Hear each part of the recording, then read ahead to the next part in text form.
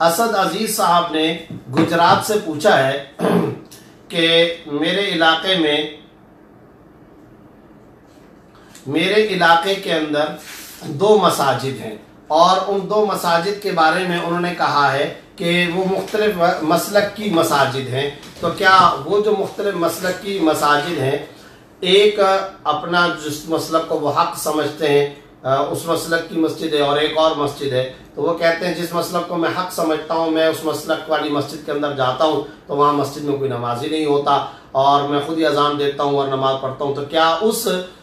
ویران جو مسجد ہے اس میں مجھے نماز پڑھنی چاہیے یا جو دوسرے مسلک والی مسجد ہے جس کو میں حق نہیں سمجھتا وہاں جانا چاہیے؟ تو میرا جواب یہ ہے کہ جس مسجد کو آپ مسلکی اعتبار سے درست سمجھتے ہیں، پہلی بات تو یہ کہ مساجد کے اندر یہ مسلکی تفریق کے معاملات کو ختم کرنا چاہیے۔ فرقہ واریت کا یہ ایک بہت بڑا معاملہ ہے، ان المساجد للہ فلا تدعوا مع اللہ احدا، مسجد اللہ تعالیٰ کا گھر ہے، اس میں بریلوی کو بھی آنا چاہیے، دیوبندی کو بھی آنا چاہیے، اہل حدیث کو بھی آنا چاہیے۔ انما یعمر مساجد اللہ من آمن باللہ والیوم الاخر واقام الصلاۃ وآتى الزکاۃ ولم یخش الا اللہ۔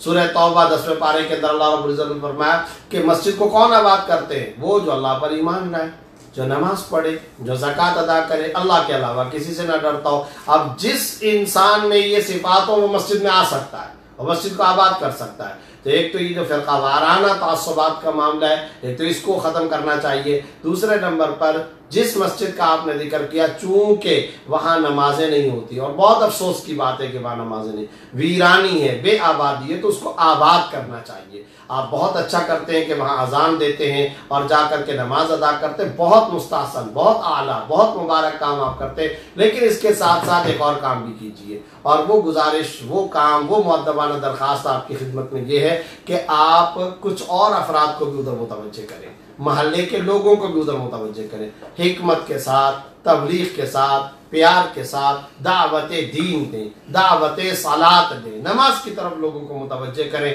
اور نماز کی طرف آہستہ آہستہ حکمت کے ساتھ آپ متوجہ کریں گے، یہ مسجد آباد ہوگی،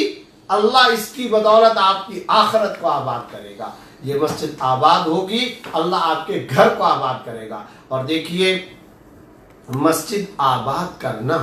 مسجد کو ویرانی سے بچانا، مسجد کو تلاوت، ذکر، نماز اور مسجد کو دینی ماحول فراہم کرنا کہ وہ لوگ نماز روزے کی طرف آئیں، یہ اتنی بڑی عظیم الشان اور جلیل القدر عبادت ہے کہ اس عبادت کا آپ تصور نہیں کر سکتے۔ جب مکہ مکرمہ سے سرکار دو عالم صلی اللہ علیہ وسلم ہجرت کر کے مدینہ طیبہ تشریف لائے تو کیا ہوا؟ پہلا کام کیا کیا؟ مسجد نبوی کی تعمیر، یہی کام کیا تھا نا۔ اب جب مسجد نبوی شریف کی تعمیر کا کام رسول اللہ صلی اللہ علیہ وسلم نے کیا تو یہ اشارہ تھا اس بات کی طرف کہ آپ کا علاقہ، بستی، ٹاؤن، محلہ اسی وقت آباد ہوگا جب آپ پہلے مسجد کو آباد کریں۔ اگر آپ چاہتے ہیں کہ آپ کا محلہ، آپ کا ٹاؤن، آپ کا علاقہ آباد ہو تو پہلے مسجد کو آباد کریں۔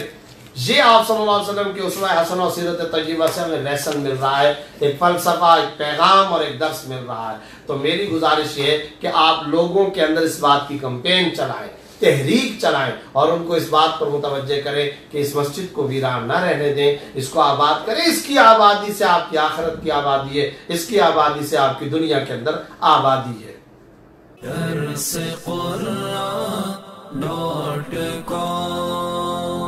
www.darsequran.com